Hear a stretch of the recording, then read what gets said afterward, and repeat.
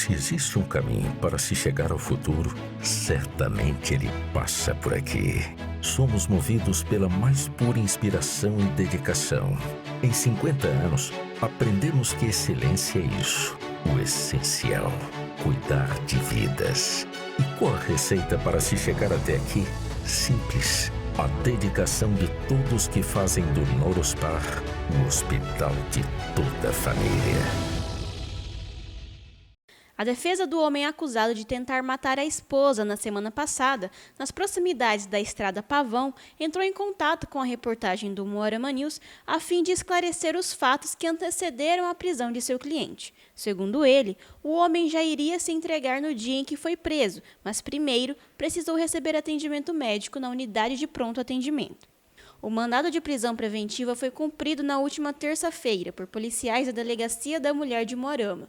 De acordo com a delegada, a equipe havia recebido informações extraoficiais de que o autor estaria na UPA, versão esta que é contestada pelo advogado Luciano Gaioski.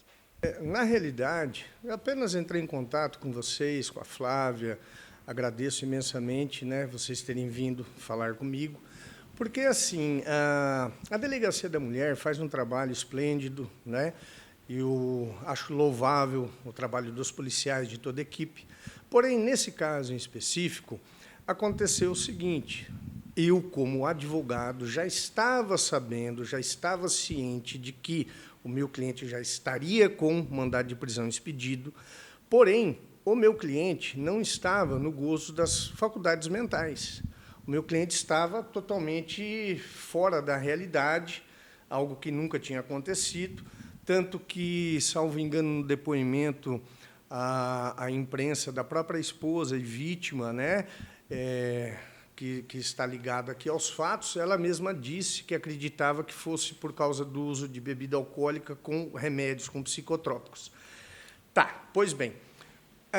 E aí, quando eu vi a reportagem, eu fiquei muito chateado por dois motivos. Eu fiquei chateado no dia, porque desde o sábado eu esclareci à equipe de policiais do DEM que o réu seria apresentado, em que pese não estar numa situação, digamos, mental da melhor possível, a família, dentro da sua possibilidade, estava medicando ele com Rivotril, e no sábado não conseguimos atendimento médico para ele, no domingo não conseguimos, e ficou agendado no PA local na terça-feira, porque dependia de passar por uma avaliação médica completa e pela assistência social.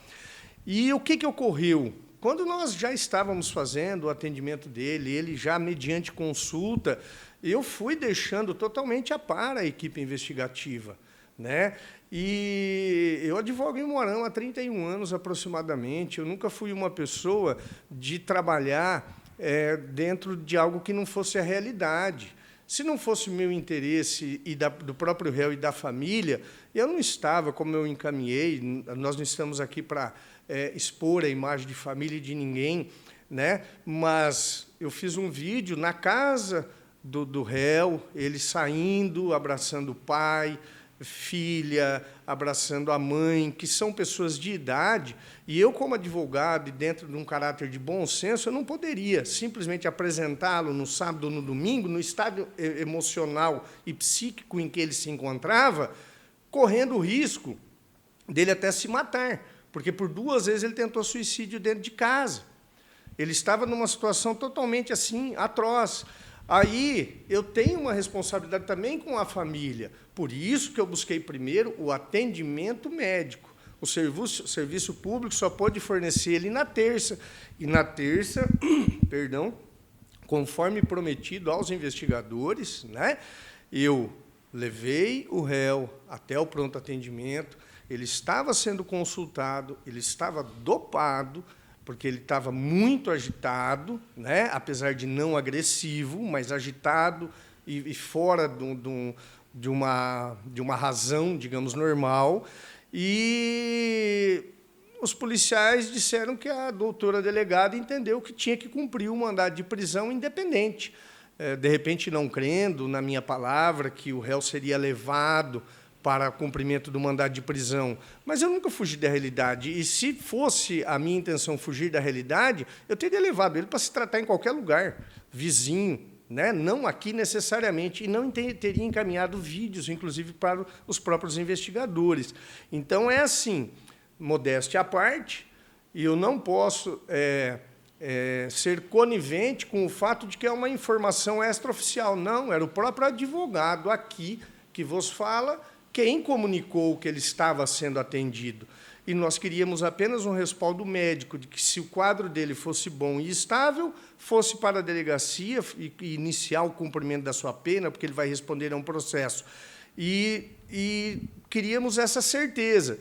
E nem isso nós conseguimos. Por quê? Porque daí foram lá, cumpriram o mandado de prisão. Vocês podem ver na própria matéria de vocês que, quando ele está sendo levado pelos policiais, ele não está sendo levado sequer algemado. Ele está sendo carregado, porque ele estava dopado, né? Então, independente do erro dele, mas também é um ser humano. Ele não era um animal para ser tirado de dentro de uma consulta e ser levado daquela forma. Pois até o pessoal do DEPEN, que é o Departamento Penitenciário, sabia que ele seria entregue depois lá. Ou, se fosse o caso, creio eu que o correto seria cumprisse o mandado de prisão e deixasse ele ser atendido mediante escolta. Mas a palavra que a gente escuta isso dá muita função. Mas não é questão de função, é questão de cumprir a lei, né? E o que eu falo aqui, eu digo porque eu tenho vídeos, não estou aqui para expor ninguém, mas o que eu estou dizendo eu comprovo, né? Não é necessário aqui, porque as pessoas me conhecem e sabem do respaldo no que eu estou falando. Mas é mérito da família do réu, porque ele não é um criminoso contumaz. É uma pessoa que nunca cometeu crime nenhum.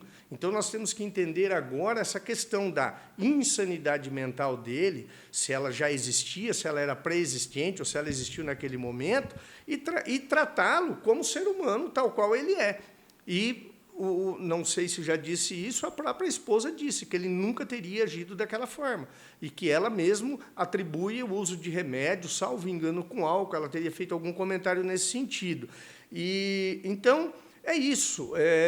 Não estou aqui, em hipótese alguma, para denegrir a imagem de ninguém, né? Eu apenas pedi, e como porta-voz do réu, é um mérito tanto dele, que estava numa condição de saber que ele estava indo para a delegacia, porque ele escuta os áudios, ele já estava, digamos assim, bem apaziguado, né, mentalmente, psicologicamente, e ele falou: então vamos, doutor, mas me leva no médico primeiro. Foi isso que eu fiz, atendi ele como ser humano, entendeu? E esse é o meu papel, eu acho que é o papel de qualquer um.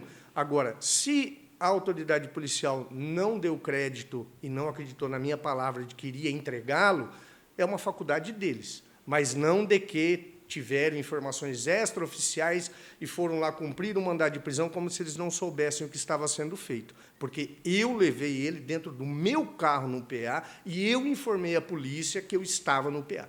Tá? Era apenas isso que eu queria deixar bem claro, né? Porque é um mérito dele, ele vai responder dentro da culpabilidade dele. Mas o fato de se entregar, a autoridade policial significa, às vezes, o arrependimento, significa a vontade de ser punido dentro do seu grau de culpabilidade. E significa que não está fugindo das suas responsabilidades. E, no caso desse rapaz específico, a própria família, que, desde o primeiro momento, disse a ele, a mim, e conversamos, e o que foi frisado, vai responder pelos seus atos. Mas, doutor, por favor, primeiro vamos dar atendimento médico. Apenas isso é o que nós tentamos fazer. E se ele não estivesse numa situação, digamos, de faculdades normais, o DEPEN, que é o setor de carceragem, não teria já levado ele, salvo engano, por 2 vezes ao hospital para tratamento ambulatorial. Tá? Então, se fosse mentira da defesa, ele não estaria sendo tratado.